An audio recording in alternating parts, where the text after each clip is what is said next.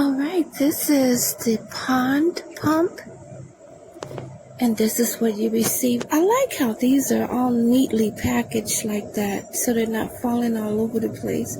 You get 2 extra filters, solar panel. The solar panel goes in the ground, but they do provide screws if you want to mount it. You get the pump and a hose for more elaborate setups. Okay, and let's put it together.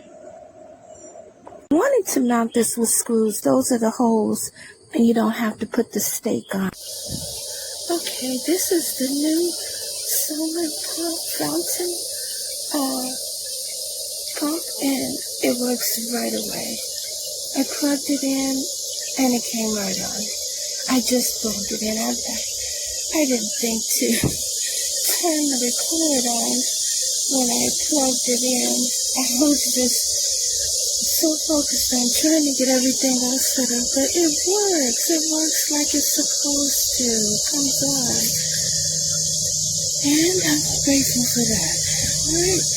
This is what you receive for the solar fountain with a larger solar panel. And beautiful. Okay, thank you for viewing.